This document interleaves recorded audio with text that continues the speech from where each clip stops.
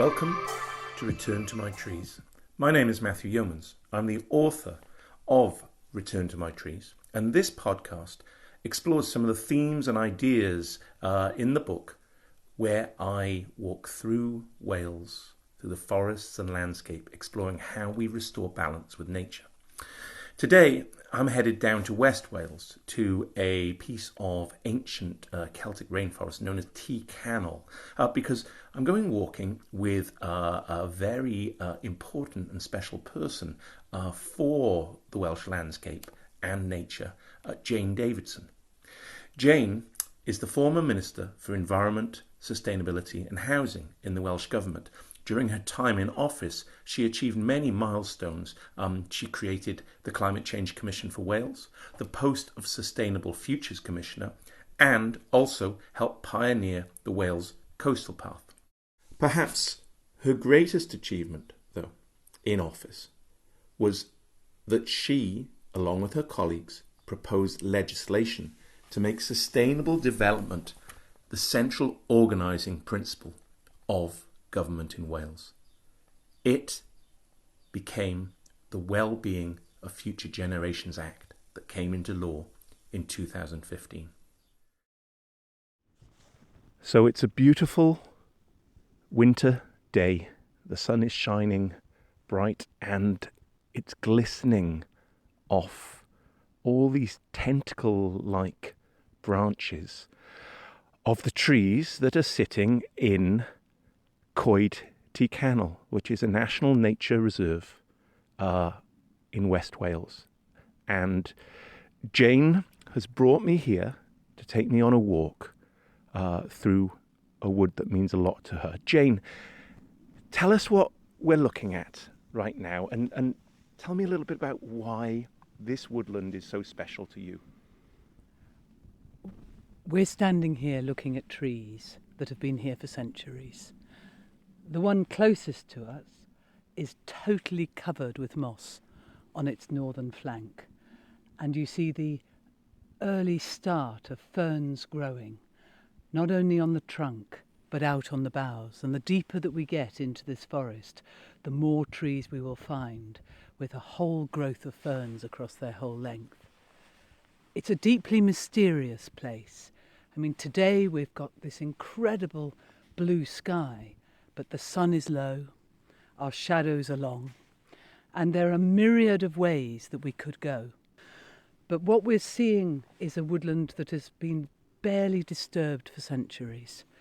It is in the control of Natural Resources Wales and the Pembrokeshire National Park, so that it is cared for.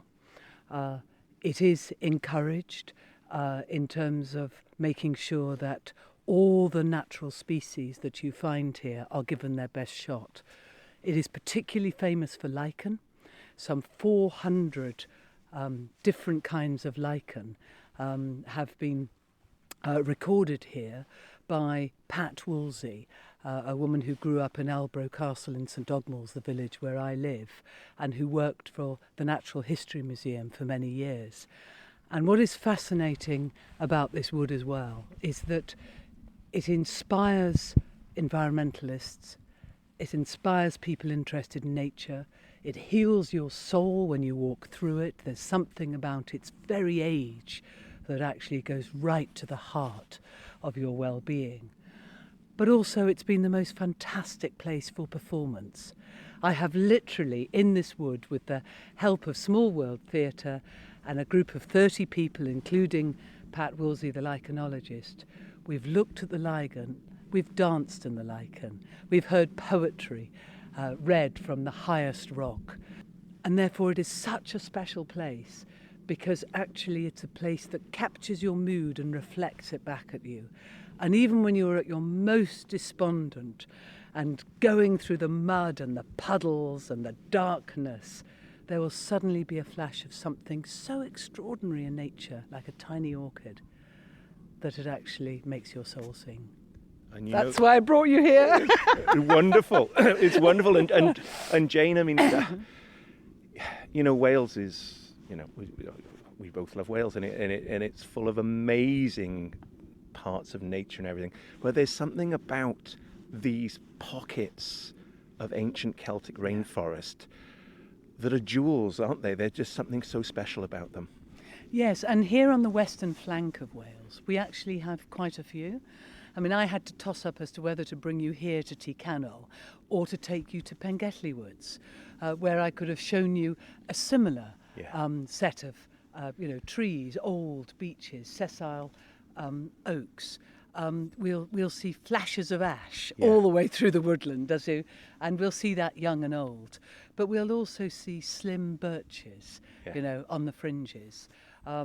We'll see grand oak trees, not just the sessile, as well. But we'll see the sycamores. We'll see all sorts of trees that have found ways of living together and created very different kinds of canopy in different parts of the woodland. We probably won't see them, but we'll see badger holes. Okay. We'll hear all sorts of birds as well around.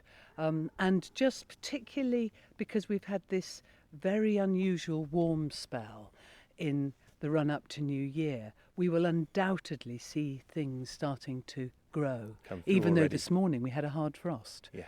So their survival at the moment would be very unlikely. However, we will undoubtedly see new shoots. Let's go and explore. Yay! Jane, I mean, Pembrokeshire in general and Ceredigion is an absolutely gorgeous part of the world.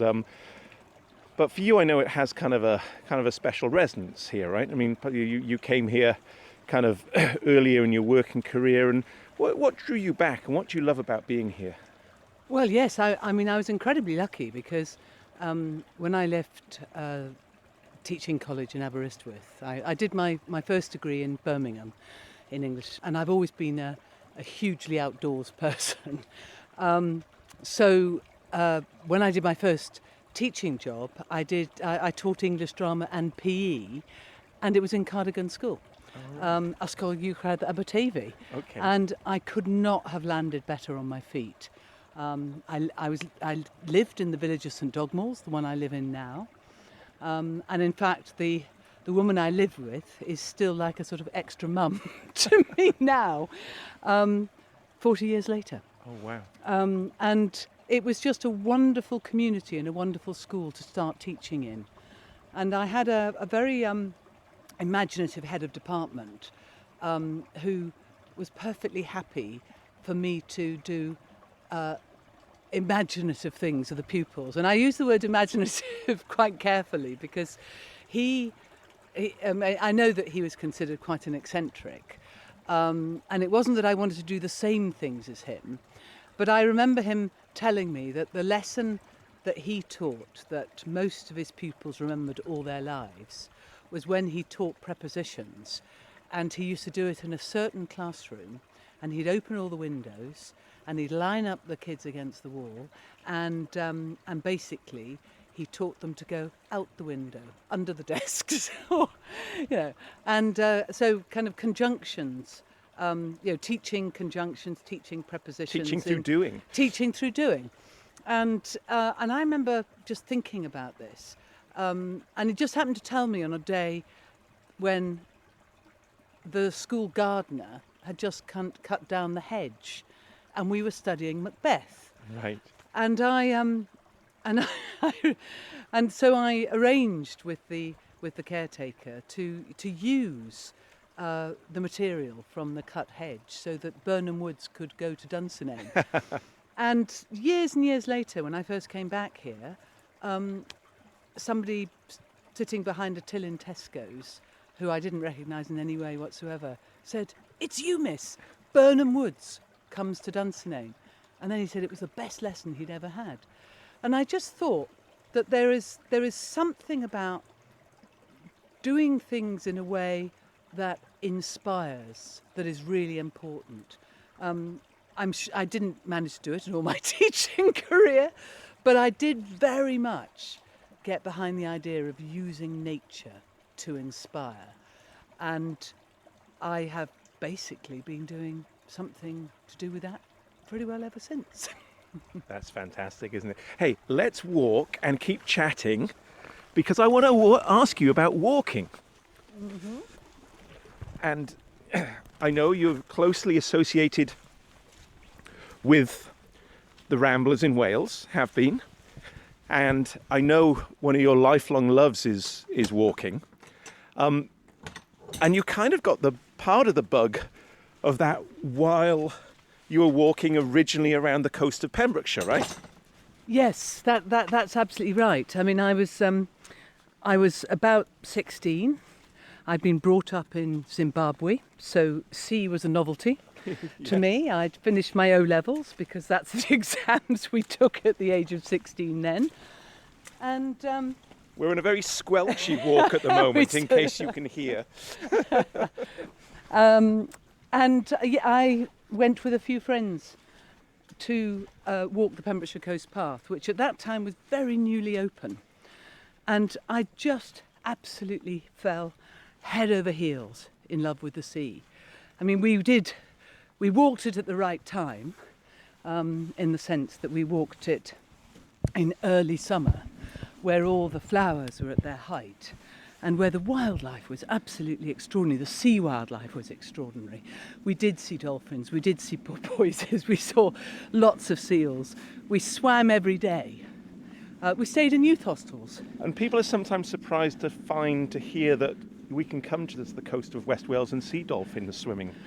Yeah, yes, I mean, I still find that extraordinary because actually we know from those organisations such as Sea Trust, based out of Fishguard, who record the movements of dolphins and porpoises, that actually we may have some of the largest colonies of dolphins anywhere in the world. Wow. And I've been out myself with them out into the Irish Sea, where we've seen a pod of around 300 common dolphins out in the middle of the Irish Sea at the Smalls. And they have, without me sadly, seen a superpod of some 1,500. Wow. So there are extraordinary opportunities off our coasts to see if you have a chance to look. And you've got that while walking. Tell me what is it about? I mean, part of what I'm doing in these walks and talks, and part of what I'm exploring in my project around how we reconnect with nature is how walking gets us there. And I'm always intrigued by the people I come and chat with, is about what they really get out of walking, what inspires them, what's the connection you get out of it? Well, I think I'm very lucky in the sense that I'm also a sea swimmer all the way throughout the year. And when I talk to some of the other women I swim with, some of them very clearly get a massive endorphin rush from that being in the sea. I also get that from walking. Right. And I think those of us who get that are incredibly lucky. And you've no idea whether you're going to get it or not unless you do. But that can literally change my mood in a second. Yeah. So I can go out being really fed up with a work problem that I need to resolve or something like that. And I can stomp around on a coast path or in the woods. And when I start getting out of breath, I start feeling great. And I think that's interesting because I think a lot of us found that through the lockdown, through the pandemic lockdown period, where we were all going a bit stir crazy. We didn't know why we quite didn't feel right. But when we came out and started walking, there was something about it that just cleared your head, that gave you a bit of that endorphin rush, that took away maybe a little bit of, for some people, anxiety, for just some people, the frustration that they felt. And it's quite a cleansing thing to do, isn't it? Yes, and oddly enough, it became whereas for us now, this wood is a place of solitude, but actually nature became the place of connection with other people. We have a very small holding, about 10 acres. We grow as much of our own food as possible. We keep pigs, ducks, chickens, turkeys, etc. And my husband often says that his life is a lonely one until lockdown came along. And then everyone's traipsing. Everybody wanted to talk to him because we have public footpaths that run through our yard. And I just think that whole notion of connection is really important. And actually, when you're out in nature, you can be alone but not lonely. because you're always surrounded by so much to see and so much to feel. And it's quite incredible in the context of COVID that so many people would walk the footpath, because we're right on the edge of our village, so it's the sort of peripheral footpath around the village, walks through our yard. And many of those people who'd lived in the village for many years said they'd never done it before. They've never done it. But I still see them on it now. And we made new friends during lockdown while adhering fully to all the requirements. We made new friends from people who talked to us from the gate into our garden and things like that, who we now then have talked to subsequently and now know, because after you talk to people on a hello basis for a few months, then it's, oh, well, we're freer now, let's come in and have a cup of coffee. So those sort of interactions, I think, outside can be so important in improving all our daily lives. And I think there's something really interesting there. And you and I, we will talk about the nitty-gritty of policy and big picture, how we change systems and everything in a little in a little bit. But part, as you know, of the project that I've been involved in and the book that I'm going to be publishing soon is about how people reconnect with nature, because that's going to be crucial for how their sensibility is shaped to meet the challenges that we all have to face moving forward.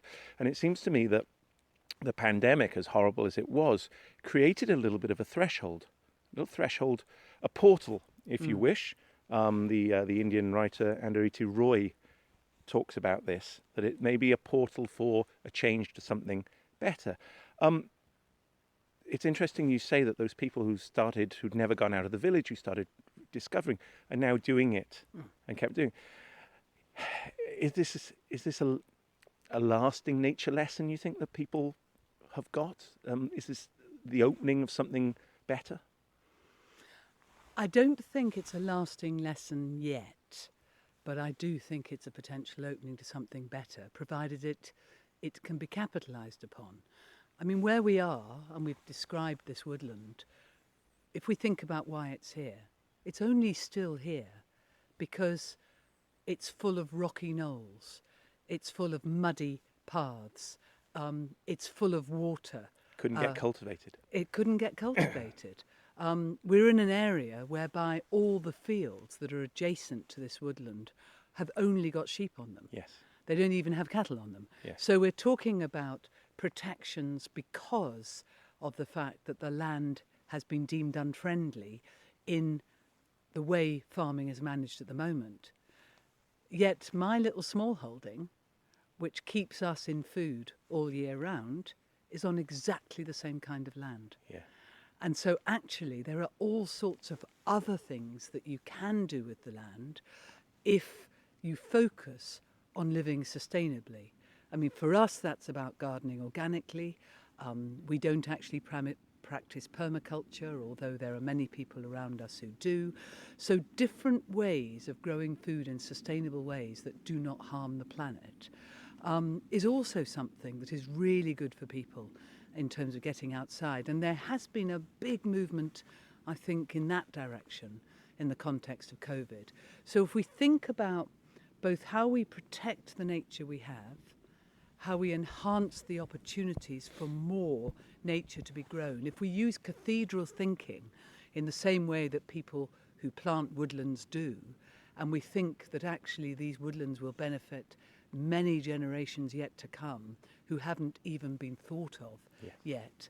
If we think about ways of taking pesticides out of everything that we eat, if we think about ways of creating more spaces for things to grow organically, and I don't just mean in terms of agroecology, I mean organically in the sense of the way woodlands regenerate themselves, then we start to actually work with nature for the benefit of us all.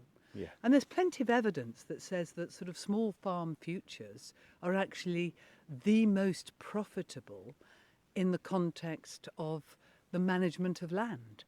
Because if you garden organically, you use all your waste, that contributes towards that. You put no pesticides into the system. Anything you don't use can go back in to help mulch for future years. And then you have something which you know is this wonderful closed circle, all of which contributes towards improving the land.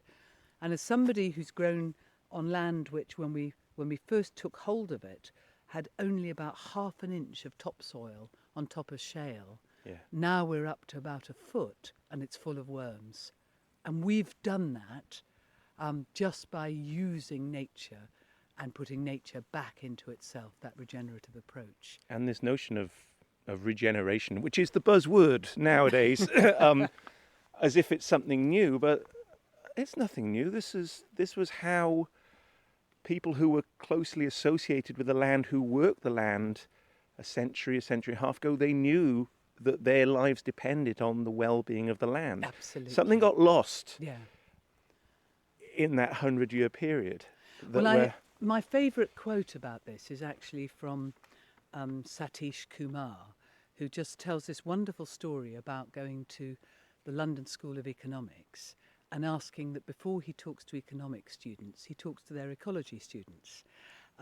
When they explain they have no ecology students, he looks suitably nonplussed and asks, but how that can that be the case? Because oikos, the eco, is the planet home. So ecology is the knowledge of the planet home, and economy is the management of the planet home. So how could you be in a situation whereby you manage the planet home without understanding the ecology? Very true. Jane, we're taking a little break. We are surrounded by the most fantastic, beautiful trees, moss-covered boulders and mounds. They're almost like little people coming alive, aren't they? And I think I can smell the sea. I smell the sea air just coming from our right to the west there. And this has a particular resonance to you. You were chatting before, we were saying how you're thinking of working, both as a school teacher, but then as you've moved into politics, has always been informed by a sense of nature, a sense of connection, a sense of how can nature guide us as we move. And you have many achievements, and we'll talk about a few others, but one of the principal achievements that you instigated, brought about, and is lauded and celebrated the world over, was the creation of the Wales Coastal Walking Path. Talk to me about what a crazy idea. How did you come up with that, and how did you get it going? Well, I think first of all to say that all these ideas into delivery, they take huge numbers of people thinking about things. And in terms of the Wales Coast Path in particular, the Ramblers had been calling for a Wales Coast Path for a long time. And there was interest in England similarly in terms of a coast path. And this was we're talking now around the mid-2000s. And there were a number of ministers in both the administration in Westminster and in Cardiff who are keen walkers and keen nature lovers. So you kind of have to have allies. Exactly. You have to have those sort of things in place. And of course, back in 2003, there was the Countryside and Rights of Way Act. Yes. And I was a very keen walker, keen member of the Ramblers. I went on to become their president in Wales, for example. And it was, so people were really talking about access to the countryside and right to roam. I mean, that was the some of the phraseology at the time. And I remember the first dialogue with the Ramblers about, well, what would this look like? And then asking the officials to sort of look at, well, how many paths are already there? And then seeing actually there was a network that could be joined up, but of course there was no money. And then some money coming from Europe, fortuitously, that meant that not only could there be a look at how that was done, and that work was instigated by my predecessor. Right. And so it just came to we've never decided whether it was a curry night or a pizza night. I'm afraid that's never been resolved. but with Rhodri Morgan. Right. And we were creating the manifesto. The former First Minister. The former First Minister, creating the manifesto for the 2007 election. And I just said, we have to have a coast path. And everybody just went, yep. So in a sense, it was all seeded. And I was, of course, Education Minister at the time that we were creating the manifesto.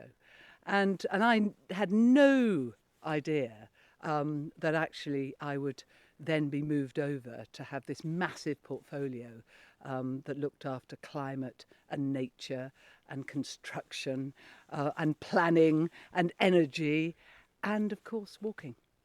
And therefore I was absolutely thrilled when not only did everybody want to support this idea of Wales Coast Path, but I was the person who had the official responsibility to take it forward.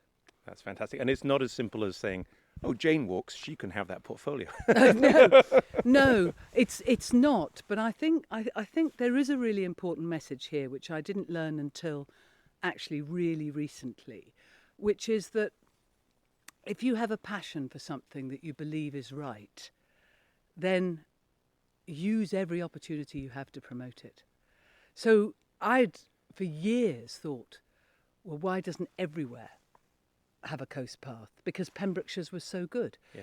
But it took decades before there was another coast path in Wales, as it were. So, you get these ideas and you just think, this makes an enormous amount of sense. This is about connecting the populace with the sea all the way around the country. This is about walking the shape of a nation.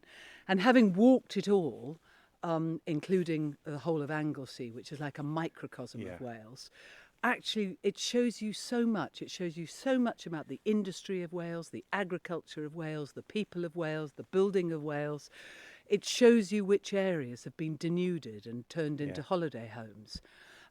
It shows you which areas are thriving, often unexpectedly, and then you want to know, what is that magic elixir? And often it's people who have really put their all into volunteering in their communities in ways that makes their communities really popular for people to live in. So there are so many ways that if you have a passion that you think will make the place you live in better, just do it in every way that you can. So we've been walking for about 40 minutes now through Canol, ancient Celtic rainforest, woodland, quite spectacular, quite lost in time, easily. And I've walked a lot of woodlands in Wales over the last year and a half, easily a top candidate to be part of the new National Forest for Wales, which, as we know, is a very ambitious, very far-reaching plan to connect everyone in Wales to nature, to the woodlands, to the forests, to help reconnect, to help mitigate climate change, to boost people's sense of where they belong. And not just for this year or for next year, for generations and generations to come. And while that is a bold idea in its own right, the nucleus for that, or actually the foundation for it, for that thinking, couldn't have happened without a piece of policy, legislation, campaigning that you were instrumental in, which is the Wales Future Generations Act. In your own words, Jane,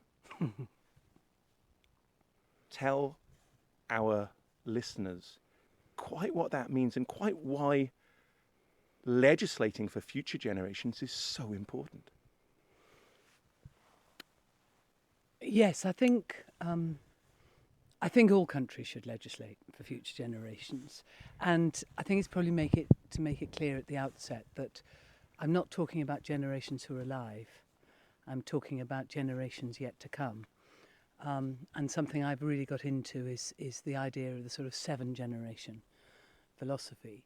But even if you think now, if you look at the oldest person you know, and you look at the youngest person you know, you may well find that there is a gap of 90, 100, or maybe even more years between them. I read yesterday that there is a similar gap between 1970, when I was growing up, and 2021, and 1919 and 1970. And that would have seemed impossible to me, to actually have any interest or relationship with people from 1919 and 1970. And I only say that as a precursor because if we want to leave a thriving planet for future generations, a thriving Wales for future generations, so much of our behaviour has to change. And what we, those of us who were in the very first assembly that came in 1999, were given as a duty, was a duty to promote sustainable development in everything that we did. And I mean, we gave it a good shot. I have to say, we did give it a good shot. But actually, when you start understanding law as opposed to policy, you realise a duty to promote can be delivered anytime just by saying something. It doesn't mean you have to do anything. And so it became quite clear to me as the third minister who had the responsibility for this duty to promote sustainable development in everything we did, is that it had to imbue every single aspect of government policy. And I tried to do that. We created, this is Labour in partnership with Plaid, so it was a big coalition of different political parties. And we tried to do that through a concept of one Wales, one planet, that Wales would try and live a one planet life because we recognise the challenges of climate change. We recognise the challenges with the loss of nature and needed to change our businesses, education systems, health systems accordingly. But what became clear to me in my lifetime in that role was that, once again, without a duty to deliver, nothing would get done. And so my parting gift, or some have called it a bomb, to the incoming National Assembly in 2011 was a manifesto commitment to turn the duty to promote to the duty to deliver. And that is what is now the Wellbeing of Future Generations Act. And some people listening to this will understand that concept of well-being, but they may apply it socially or physically or environmentally. And I think it's important to say it's all those things. So the Wellbeing of Future Generations Act uses the Sustainable Development Goals and brings them down to the Welsh level. So it is about a low-carbon economy. It is about living within our environmental limits. It is about enhancing nature, biodiversity. But it's also about improving physical and mental health. It's about protecting the language, endorsing and supporting and enhancing culture. It's about encouraging outdoor activity. It's about keeping our towns, our villages, our cities safe and contributing towards cohesive communities. And it's also, in many ways, most importantly, about the fact that when you do all those things, you cannot then behave badly to the rest of the world. So the global goal will not allow Wales to offset its emissions elsewhere.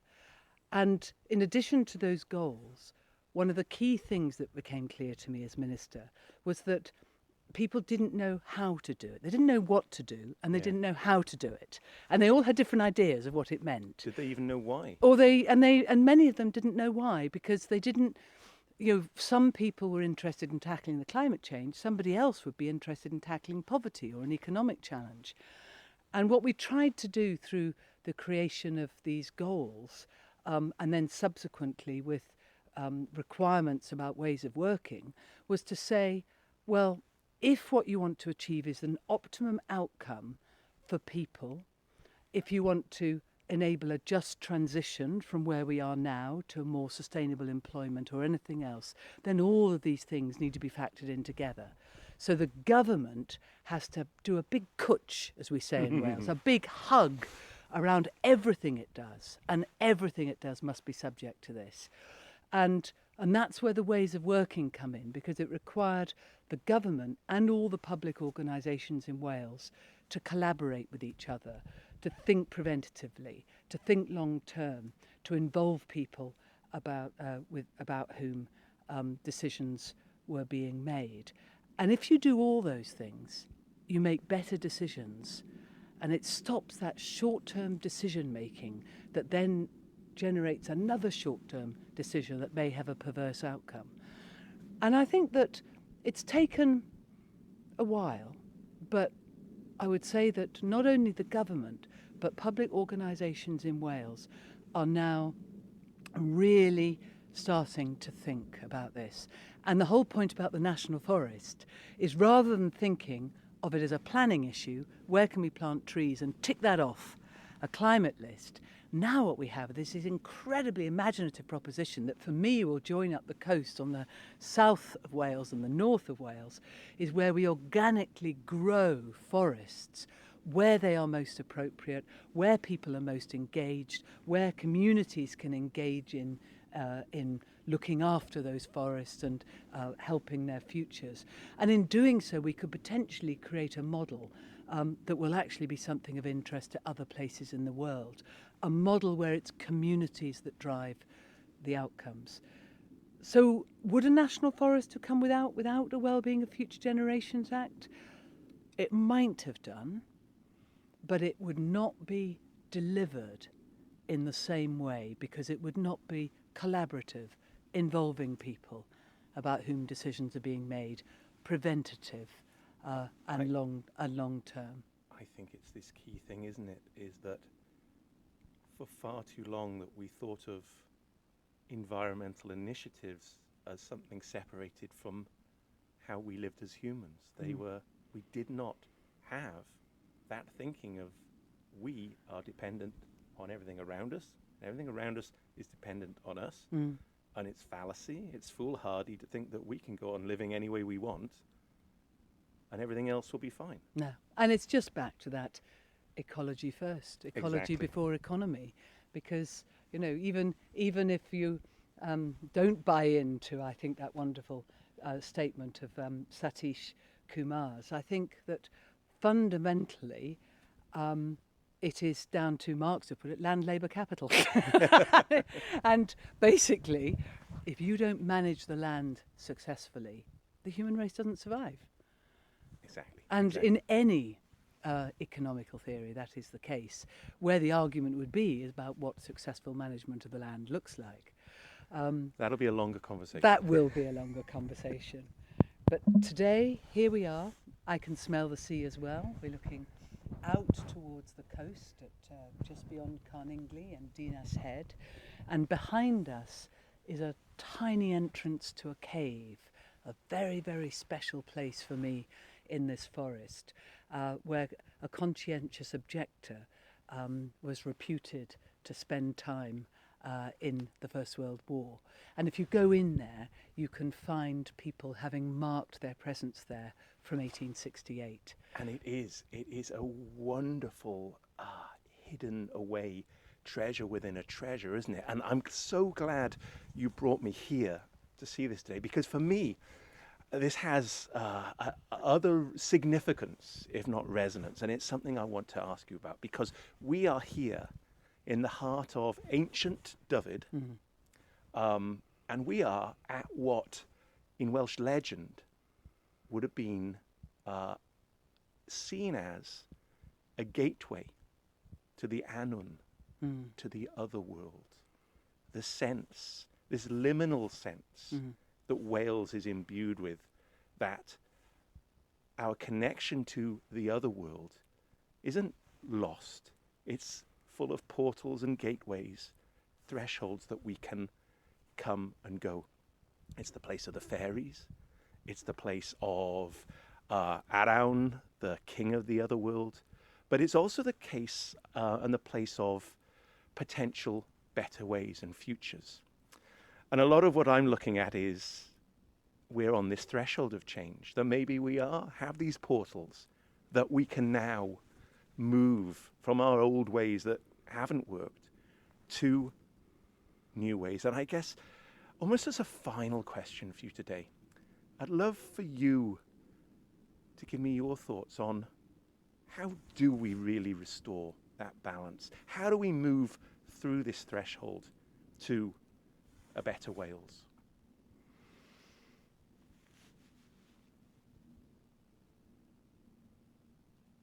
think we have to do it through love.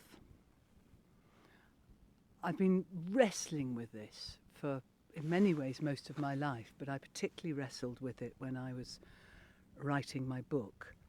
And it was actually Professor Donella Meadows, who, for me, is the most A giant in her extraordinary giant in the context of systems thinking.